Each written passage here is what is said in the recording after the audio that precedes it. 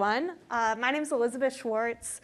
I'm a faculty profile support manager at Washington University in St. Louis.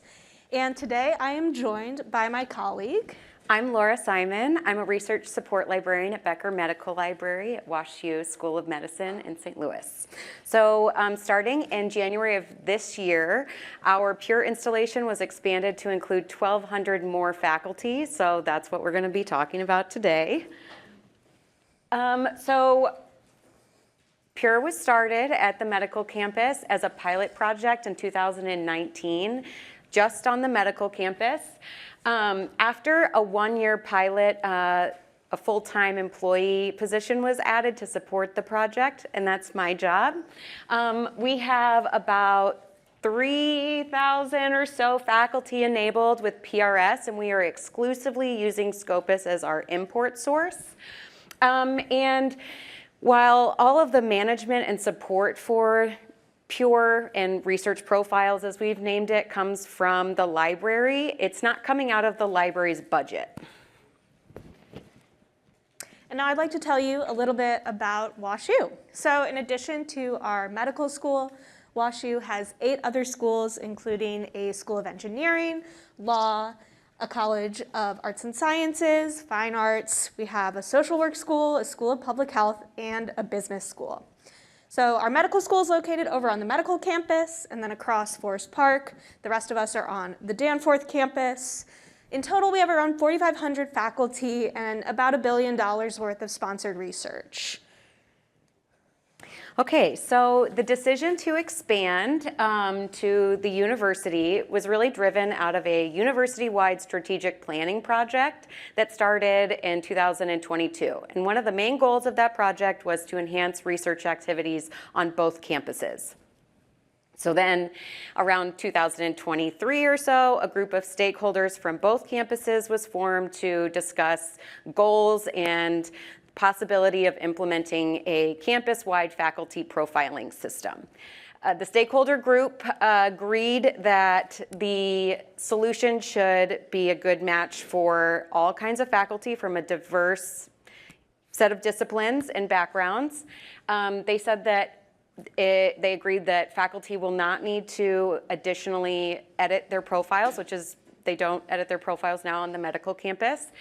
And they also agreed that we would need another full-time employee to support the project. Also, there were 2 big things that they said that we needed. We needed a way to increase the research profile in the national and international level, and then also that we needed a way to identify collaborators and facilitate interdisciplinary collaboration. Okay, so it was decided that the implementation project would be carried out over 1 to 2 years as a collaboration between the university library system and the existing Pure team at the medical campus and the medical library. So then towards the end of 2024, it's about now, plans were being made to get all these additional licenses, establish a testing environment, add a new team member, and then our team's technology lead, Robert Altman, started scraping web profiles, faculty and department web pages for things that we would need later on, like faculty photos and interest statements and CVs. So that was very helpful. Then starting in January 2025, we had all of our new licenses, new testing environment. We were like ready to go. Elizabeth joined. We could really hit the ground running and focus on getting all of the new faculty data out of our HR system into Pure so that we could submit for PRS, which would populate those new profiles with Scopus IDs and then populate those profiles with the Scopus content. Up until this point, Scopus has been largely sufficient for our medical campus needs. But now that we're expanding to these other areas, we didn't really know how much that would be the case. So in order to kind of know what the gaps are and then what we might do about them, it was a good time to kind of get started. So we started by working through this iterative process where we identify about 200 to 300 faculty at a time. And then once we've identified that group, we meet with the subject expert librarians for those disciplines to kind of get an idea of what databases they're using, what they're teaching with, and kind of like get a feel of how does Scopus or does Scopus work into your world. Then we can get an idea about what the gaps are and then how we might go about filling those gaps in Pure later on. Once we are comfortable with the publication review and comfortable with what publications we're going to be adding, we can kind of shift our focus for that first cohort into socializing the platform. And then we will restart the whole process by identifying another cohort and another discipline and group of faculty and start all over again. All right, so that was a little bit abstract. We'd really like to tell you how this workflow is going with our first cohort of faculty in WashU Law and Engineering. All right, so we decided to work with WashU Law and Engineering as our first cohort for a couple of different reasons. For engineering, we knew that the faculty were already really excited to get in research profiles. They'd heard great things about it from their colleagues over in the medical school. And beyond that, we knew that the Scopus coverage would likely be pretty good for the engineering faculty, thanks to feedback from peer administrators at other institutions that have university-wide implementations. We thought this would be a really great way for us to gain some momentum, build some trust and some excitement with faculty over on the Danforth campus. We decided to go with WashU Law for a different reason. So in my previous position at WashU in the libraries, I had been working really closely with the law librarians on their law review journal publications. And because of that, I knew that law librarians are already really deeply embedded in scholarly communications within their discipline. And also when I went over into the medical library to help with the expansion project, my colleagues over in law reached out and they were really, really excited about getting their faculty into research profiles.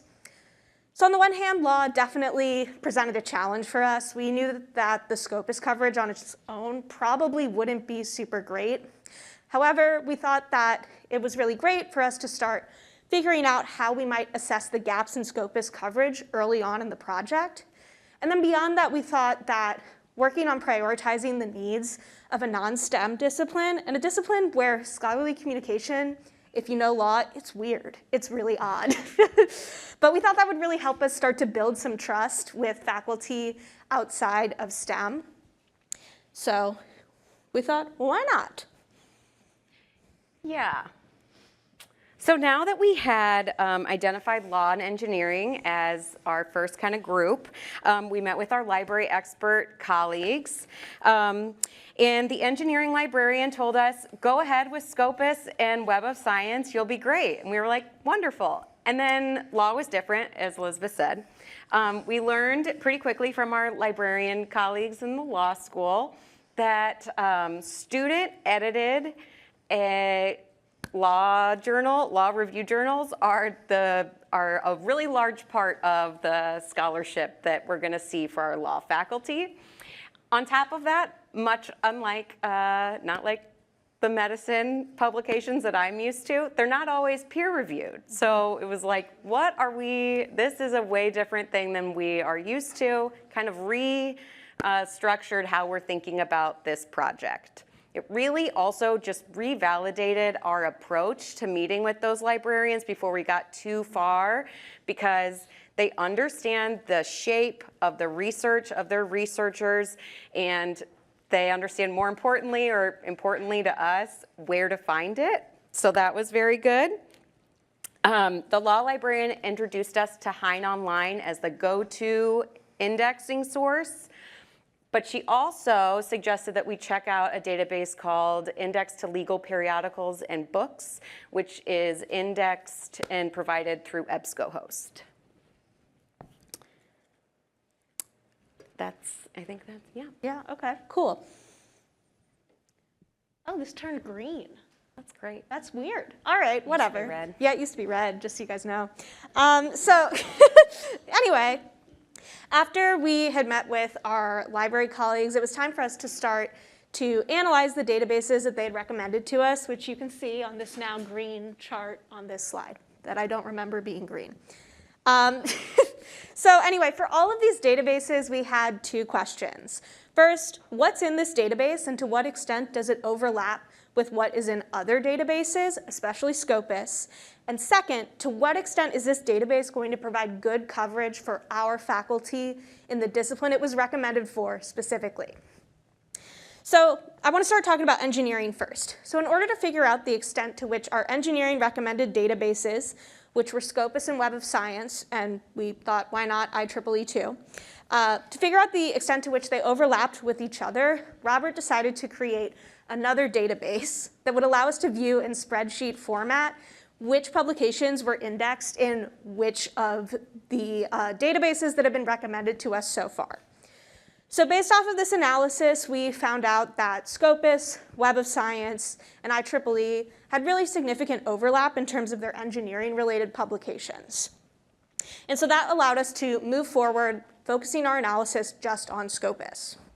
So in order to answer our second question, to what extent is Scopus going to provide good coverage for our engineering faculty specifically, we compared the number of research outputs faculty reported on their CVs to those reported on their Scopus author profiles. And what we found was there were very few gaps, and coverage was perfectly sufficient for where we are right now in the project, and we weren't worried. Scopus was going to work on its own as an import source. Unfortunately, that was not the case for law. So again, for our law databases, these were Hein Online and the EBSCO Index to Legal Periodicals and Books database. And to answer our first question, we wanted to know to what extent do these two databases overlap with each other and what we have in Scopus. So in order to figure that out, we actually wound up analyzing 1,062 journal article citations that we got from a citation library that our law librarians have been curating over the years. Really, really big caveat here. These 1,000 journal publications are not everything that's in that citation library. These are just the journal publications that happen to have ISSN numbers, okay? So with that aside, we wound up using the database that Robert had created, and we found that actually about 60% of them were indexed in Scopus, which was interesting. And while Hein Online had, sorry, let me back up here. There's overlap between all three of these databases. And so we wanted to figure out what's indexed where. So in Scopus, we have that blue hunk of the pie chart that indexed about 60% of these 1,000 journal publications. If we were to use Hein Online as an import source, we would get 100% of these particular publications indexed. However, there is no Hein Online integration within Pure. And so we thought, all right, let's look at that EBSCO database. If we add that EBSCO database, we get that orange that now looks red hunk of the pie chart. And that's another 26% of these particular publications. So in total, working with Scopus and EBSCO, we would get around 86% of these particular publications. And we liked that idea because it wouldn't require us to develop a novel import method to get research output for our law faculty into Pure. That was wrong. Yes, that was wrong. Okay, so on further investigation, reminder, we had only been using PRS and Scopus importing. We were testing out importing things through the Pure EBSCO integration. Then I found we lost a couple of things. We had a few issues. So first, notice that we lost the biographical note and the accession number. Those are important, as you can see in this chart here. The biographical note was important to us because it has the co-author affiliation information in it. We also started to notice a lot of duplicates in the Index to Legal Periodicals database. That's an EBSCO issue, or just the database issue, but a lot of duplicates, so we knew that we were gonna have some issue there. And then third, I'm forgetting the third. Oh, you can search for EBSCO items within Pure only by title or author. And that's great if you already have a profile set up and you're just adding a couple new publications. But when you have like several hundred, it's just gonna be way too much. So we eventually figured out we probably need a new import method. So we decided to use EndNote. Okay, so the EndNote flow is what you'll see in the upper right here. So we took the publications in Pure, which came from Scopus for our law faculty, pulled them out of Pure, and put them into an EndNote library. Then we made search strategies for author search strings for our law faculty that we put into the EBSCO database. Those search results were exported out of EBSCO and put into a separate EndNote library and deduplicated amongst themselves because they had those duplicates. Once we had the EBSCO records consolidated, we added those to the first EndNote library where the pure Scopus records were kind of hanging out. Ran a deduplication, deleted them, any duplicates, so that we only had the EBSCO unique records remaining, and now we just have these that we need to push into Pure. Perfect, we think we're home free. Wrong. Then we found out that the RIS exporter default from EndNote into Pure, we lost the accession number but we kept keywords, and we got the biographical notes. We wanted the accession number because a lot of these publications don't have DOIs, not even in Scopus. You can see that on the bottom row. So we needed like some sort of something to pull it all together within the Pure record for like internal documentation purposes. So we made an EndNote RIS output style, a custom one, and the result looks like this on the bottom right. So. Woo. It's beautiful. We got there. We did. Okay, so once we feel like we have covered any sort of gaps sufficiently, it's time for us to start socializing the platform. Our goal with the socialization of research profiles is not to present faculty with a finished product. Rather, it's to gather their feedback while building trust. Thanks to lessons learned from the implementation of Pure at the medical school, we know part of building trust ensures that faculty are able to see themselves in their research early on when they're seeing their profiles. So to do that, we're pre-populating profiles with photos and research interest statements. After we've done that, it's time for us to start gathering feedback, ensuring equitable coverage, and promoting faculty engagement so that we're able to amplify the impact of research of faculty at WashU across all disciplines and schools. Thanks. Thank you.